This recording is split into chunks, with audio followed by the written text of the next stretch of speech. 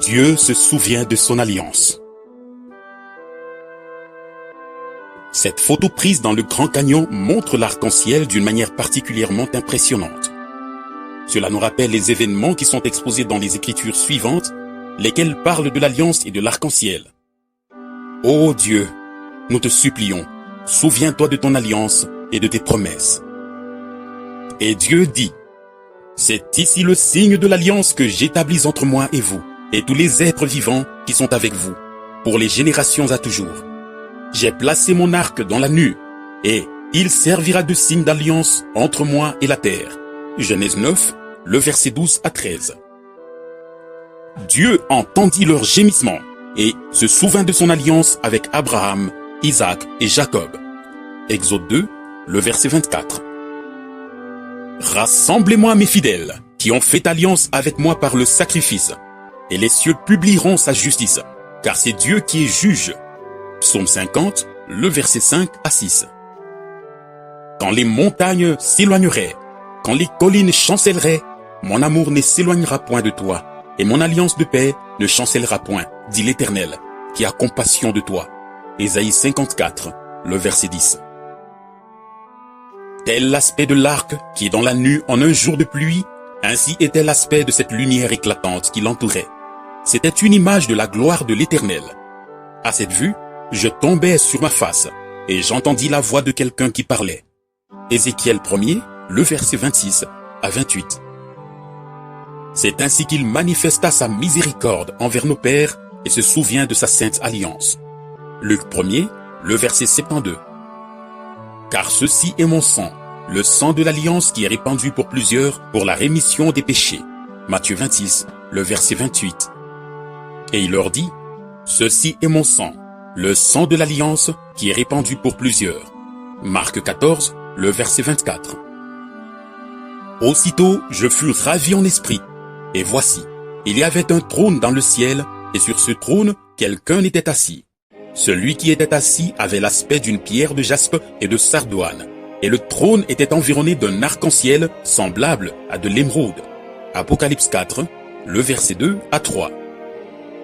Je vis un autre ange puissant qui descendait du ciel, enveloppé d'une nuée.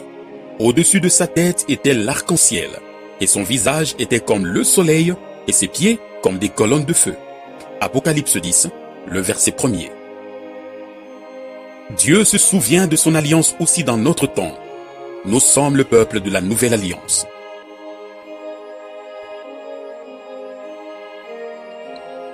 Jésus-Christ est le même, hier, aujourd'hui et éternellement. Hébreux 13, le verset 8. Extrait de la lettre circulaire, avril 2009. Je salue particulièrement tous mes bien-aimés frères et sœurs en Christ dans tous les différents pays, avec ce passage de Romains 1er, verset 1er à 5. Paul, serviteur de Jésus-Christ, appelé à être apôtre, mis à part pour annoncer l'évangile de Dieu qui avait été promis auparavant de la part de Dieu par ses prophètes dans les Saintes Écritures, par qui nous avons reçu la grâce et l'apostolat pour amener en son nom à l'obéissance de la foi tous les païens.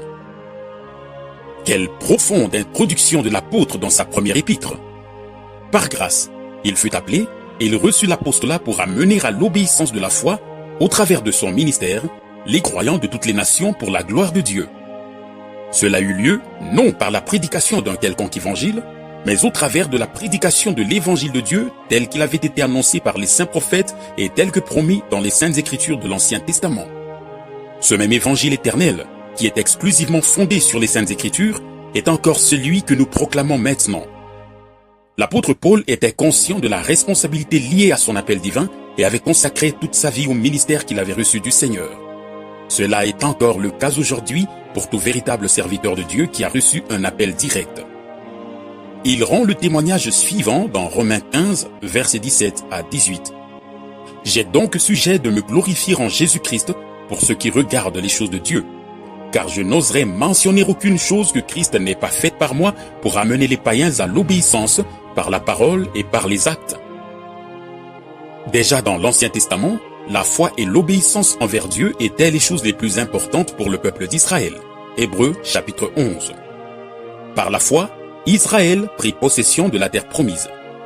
Par l'obéissance, ils furent bénis dans la terre promise. Mais à cause de leur désobéissance, ils furent emmenés en captivité à Babylone. Néanmoins, ils se soulevèrent et se révoltèrent contre toi. Ils jetèrent ta loi derrière leur dos. Ils tuèrent tes prophètes qui les conjuraient de revenir à toi, et ils se livrèrent envers toi à de grands outrages. Néhémie 9, le verset 26. Ton peuple saint n'a possédé le pays que peu de temps. Nos ennemis ont foulé ton sanctuaire. Ésaïe 63, le verset 18. L'Église du commencement, qui obtint toutes les promesses par la foi, ne demeura malheureusement que peu de temps dans cette condition bénie. Au travers de la désobéissance, les croyants furent dispersés en plusieurs dénominations. La foi authentique et la véritable obéissance sont par conséquent d'une grande importance pour chaque personne qui fait partie de l'Église du Nouveau Testament. Prenez garde, frères, que quelqu'un de vous n'ait un cœur mauvais et incrédule, au point de se détourner du Dieu vivant. Hébreux 3, le verset 12. En effet, l'incrédulité et l'apostasie à l'égard du Dieu vivant, c'est seulement la foi qui nous met en connexion avec lui. Elle suscite l'obéissance et aboutit dans un amour fraternel sincère parmi les croyants, comme l'a écrit l'apôtre Pierre. Ayant purifié vos âmes en obéissant à la vérité pour avoir un amour fraternel sincère, aimez-vous ardemment les uns les autres de tout votre cœur. 1 Pierre, chapitre 1er, le verset 22. Comme avec Israël, Dieu ne peut pas tolérer l'incrédulité et la désobéissance dans son Église des nations. Abraham, le père de la foi, est un exemple pour Israël, pour l'Église et pour chaque croyant. Il crut Dieu, Romains 4, le verset 3, et finalement expérimenta l'accomplissement de la promesse que le Seigneur lui avait donnée. Dans une pleine obéissance, il était même prêt à offrir en holocauste, sur l'autel, son fils Isaac. L'apôtre Jacques fit le lien entre la foi, l'obéissance et les œuvres dans la remarque suivante. « Veux-tu savoir, ô homme vain, que la foi sans les œuvres est inutile ? Abraham, notre père, ne fut-il pas justifié par les œuvres lorsqu'il offrit son fils Isaac sur l'autel ? Tu vois que la foi agissait avec ses œuvres et que par les œuvres, la foi fut rendue parfaite. » Jacques 2, le verset 20 à 22.